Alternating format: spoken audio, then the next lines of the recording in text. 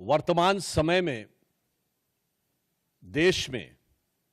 जिस प्रकार से एक विशिष्ट प्रकार की राजनीति चल रही है, जो देश की आंतरिक सुरक्षा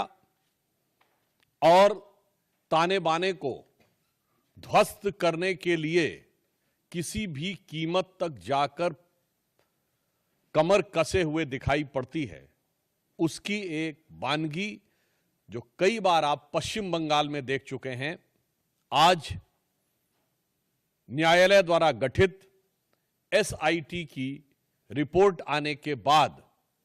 पश्चिम बंगाल की तृणमूल कांग्रेस सरकार की हिंदू विरोधी निर्ममता अपने पूरे विद्रूप रूप में सामने आती हुई दिखाई पड़ रही है। इस एसआईटी का गठन न्यायालय के आदेश पर हुआ था, जिसमें 3 लोग सदस्य थे। एक registrar law national human right commission के थे और 2 सदस्य पश्चिम बंगाल की न्यायिक सेवा के थे, अर्थात एक मानवाधिकार आयोग से सदस्य थे और 2 पश्चिम बंगाल की न्यायिक सेवा वेस्ट बंगाल लीगल सर्विसेज थे। और उन्होंने 11 अप्रैल 2025 फ्राइडे यानी 11 अप्रैल जुमे के दिन 2 बजे से लेकर 4 बजे के बीच में जो घटनाएं हुई हैं, उनके बारे में जो अपना ऑब्जर्वेशन दिया है, उससे तृणमूल कांग्रेस,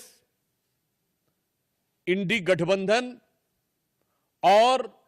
ये सेक्युलरिज्म के सो कॉल्ड सेल्फ चैंपियंस का नकाब पूरी तरीके से उतर गया है। पहली बात, बहुत आश्चर्य और दुख की बात है कि जो लोग ये कहते थे कि पाकिस्तान से युद्ध करने की क्या जरूरत है, सिर्फ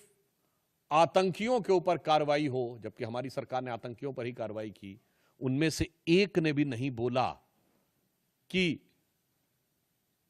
पश्चिम बंगाल के मुर्शिदाबाद में किसी भी विषय को लेकर आपको आपत्ति है तो हिंदुओं के ऊपर हिंसा करने की क्या जरूरत है। हरगोविंद दास और चंदन दास पिता पुत्र की मृत्यु पर किसी ने एक शब्द भी नहीं बोला। वही लोग अचानक ऑपरेशन सिंदूर के बाद पाकिस्तान के प्रति सहानुभूति दिखाते हुए नजर आने लगे। इसमें जो फाइंडिंग्स आई हैं,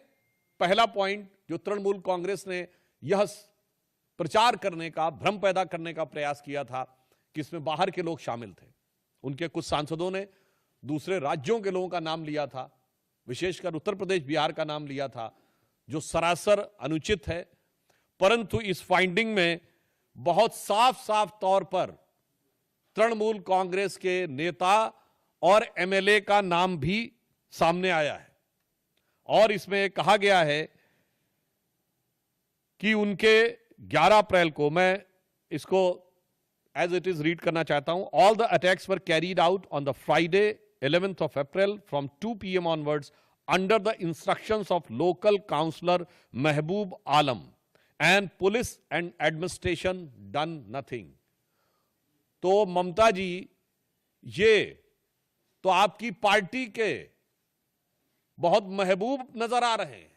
आपकी पार्टी के बड़े प्रिय नजर आ रहे हैं। ये बात अब फाइंडिंग्स में बिल्कुल साफ हो गई। दूसरा विषय यह आया कि एक कुल मिलाकर इसमें बताया गया कि total of 113 houses were damaged and they even fled to Malda. जो ये कहने का प्रयास किया गया था कुछ नेताओं के द्वारा कि ऐसा तो कुछ खास हुआ ही नहीं, कोई महत्वपूर्ण, कोई ऐसी उल्लेखनीय घटना नहीं हुई, ये बात बिल्कुल साफ सामने आई कि 113 जो हाउसेस थे वो पूरी तरीके से विध्वंस हुआ और लोगों को वहां से पलायन करने पर बाध्य होना पड़ा। इसी के साथ साथ यह भी बात सामने आई कि पुलिस ने कई मौकों के ऊपर जो उनकी प्रोसीडिंग्स में, और ये जो तृणमूल कांग्रेस के नेता का नाम ये पेज नंबर 5 के ऊपर अपनी फाइंडिंग्स में लिखा हुआ है। फिर यह बताया गया कि दे